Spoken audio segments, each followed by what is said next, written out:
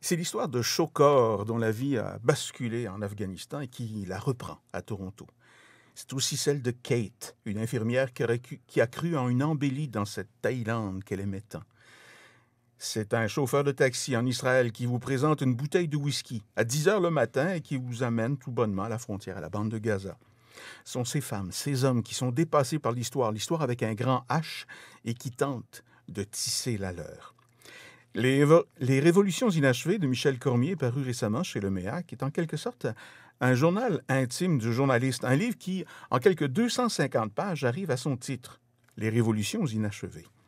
C'est un grand bourlingueur de l'info. Michel Cormier, il a tour et tour été correspondant à Québec, à Ottawa, puis à l'international, Moscou, Pékin, Paris, avant de revenir au Canada, où la dirigeant étant la station de Radio-Canada en Atlantique, Radio-Canada Acadie, sa région natale, avant de prendre la direction générale de l'information pour l'ensemble des plateformes de Radio-Canada. Et à travers tout ça, il a trouvé le temps d'écrire ces révolutions inachevées. Michel Cormier, bonjour. Bonjour Raymond.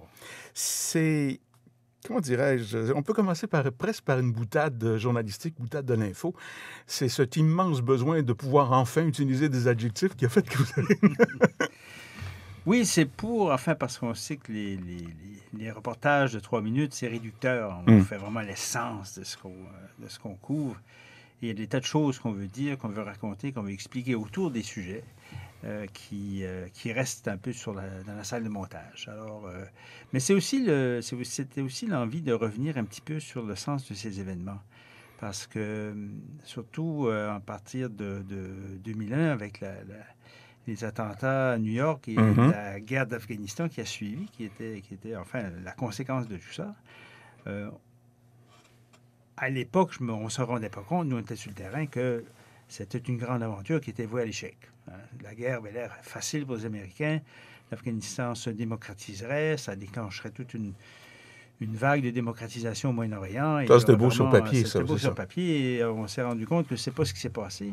Alors, j'ai voulu aussi aller rechercher un petit peu, retrouver les germes de ce qu'on vit aujourd'hui dans ces événements-là que j'avais couverts à l'époque, sans savoir, évidemment, ce sur quoi ça déboucherait.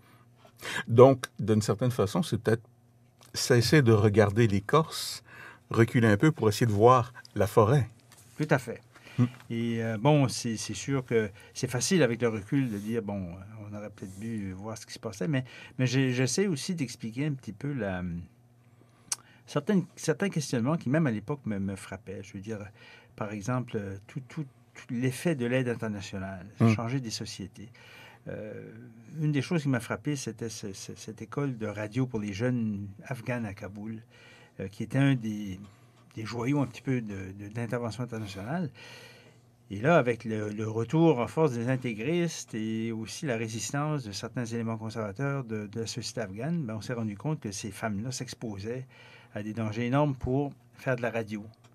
À l'époque, on ne le voyait pas, on commençait à le pressentir, mais il y a des femmes qui ont donné leur vie pour avoir osé prendre le micro, dire leur nom, celle de leur mère, de leur sœur, de leur fille, dans cet Afghanistan, et souvent victimes de violences de leur propre famille, des hommes qui n'acceptaient pas ce rôle-là. Alors, je me questionne un petit peu aussi sur quelle responsabilité est-ce qu'on a, nous, les Occidentaux, quand on envahit des pays étrangers pour en changer la société, et qu'on quitte finalement sans que ce soit résolu, et qu'on laisse ces gens-là au danger et aux contradictions qu'on laisse. Alors, c'est un petit peu... Je n'ai pas vraiment de solution ou de réponse nécessairement à ça, mais je pensais qu'il était important au moins de soulever ces questions-là. Le livre est dédié à Shokor. C'est le premier dont j'ai parlé au début. C'était votre traducteur. Vous avez un sourire, vous avez un regard de tendresse pour ça. C'était en langage du métier votre fixeur, celui qui parlait aussi la langue, c'est ça? C'est ça. Et Shokor, quand on l'a rencontré, il avait relevé à pied levé, en 2003 à Kaboul, le fixeur avec lequel on devait travailler. C'était son cousin. Et Shokor n'était pas fixeur. À l'époque, il n'était pas traducteur. Il était agent de bord à Ariana, qui est la ligne aérienne, afghane. Mais il avait appris l'anglais au Pakistan, il se débrouillait. Il avait fait quelques études de journalisme aussi à l'université de Kaboul. Et donc, c'est un être très, très timide qui avait souffert beaucoup de la guerre civile, qui est un être un peu meurtri. Et au fil du temps et des années, il s'est vraiment révélé, il s'est développé, il est devenu vraiment un homme de confiance. qui m'a permis, moi, beaucoup de comprendre l'Afghanistan.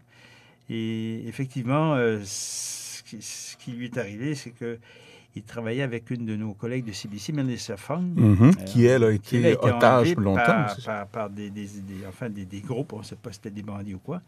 Mais Choukour a payé le prix d'avoir été associé à cette femme-là parce que la police afghane l'a arrêté, lui et son frère, il les soupçonnait d'avoir vendu effectivement le Melissa aux ravisseurs.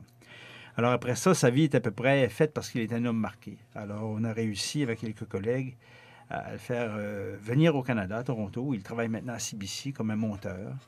Et il a refait sa vie avec sa femme, ses 4 enfants, avec qui il vit à Toronto. Et maintenant, c'est un homme vraiment... c'est un homme intègre, fort, complexe, attachant. Alors pour moi, c'est important de lui dédier le livre parce qu'il représente un petit peu le microcosme de ce que l'Afghanistan a vécu et de ce qu'on a voulu faire, mais ce qu'on n'a pas réussi à faire là-bas. J'ai parlé de Kate aussi en Thaïlande. C'est Nurse Kate, qui, elle, a tellement cru en une ouverture de ce pays qui a laissé sa vie. Tout à fait. Alors, l'épisode sur la Thaïlande, parce que le livre, en fait, passe de l'Afghanistan au Pakistan avec le retour de Benazir Bhutto. Je fais le déclin d'Arafat et la promesse, finalement, d'un État palestinien qui ne s'est pas révélé. Et j'aboutis aussi en Thaïlande dans la grande révolte des chemises rouges. Ça, c'était les paysans, les gens pauvres qui étaient venus des campagnes pour envahir le centre-ville de Bangkok pour protester contre le renversement par les militaires du premier ministre Thaksin, qui était un peu un Robin des Bois, si on veut, des pauvres en Thaïlande. Bien que très riche lui-même aussi. Bien que très riche lui-même, mais un peu corrompu, disons-le. On n'est pas une contradiction près. Alors, Kate était une jeune infirmière qui arrivait un peu de la campagne, qui avait cru à cette manifestation-là pour amener la démocratie, la vraie, à ce qu'on respecte le vote qu'elle avait fait, elle et les autres, pour Thaksin. Et c'était une femme que tout le monde connaissait dans ce camp des chemises rouges, qui était vraiment dans le centre-ville de Bangkok, qui était occupé depuis quelques semaines. Et parce qu'elle portait toujours le dossard du croissant islamique, enfin la croix rouge, si on veut, musulmane. Donc, ce dossard vert-là, qui était avec la croix, qui était le signe. Et elle, le soir où finalement l'armée a décidé d'intervenir pour libérer le camp, le gouvernement avait annoncé aux protestataires, ceux qui restaient, que s'ils se réfugiaient dans la cour d'un temple bouddhiste au nord du camp, que ce serait une zone franche. Alors, Kate y était là, mais elle était là pour soigner les gens qui risquaient d'être blessés.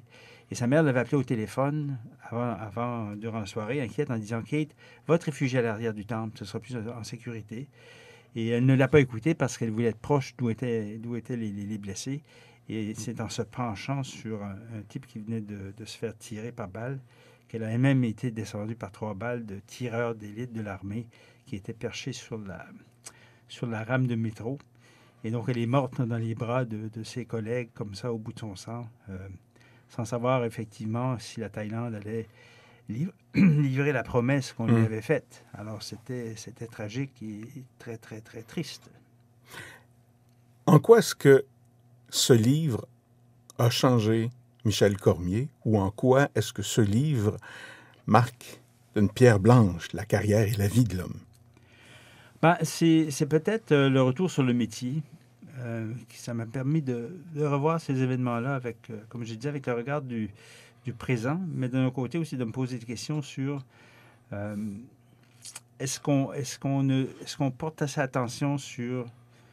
Est-ce qu'on est assez critique dans notre regard lorsqu'on couvre des événements pour essayer d'entrevoir un peu quelles en sont les conséquences? Et c'est pas nécessairement facile, mais si c'était à refaire, je crois qu'en couvrant ces événements, j'aurais peut-être lu davantage, j'aurais peut-être questionné davantage, j'aurais peut-être pris davantage de notes. Alors, c'est un petit peu aussi une leçon que j'ai tirée de ça, un genre de retour aussi de réflexion sur le métier et sur les événements qui ont donné lieu au dysfonctionnement qu'on voit aujourd'hui. Et je pense que c'est important parfois de prendre un temps d'arrêt, faire ce genre de réflexion, parce que ça nous permet de grandir aussi, je crois. Vient de paraître chez Le Méac, Les Révolutions inachevées, sur la plume, l'âme et le cœur de Michel Cormier. Michel Cormier, merci beaucoup. Merci.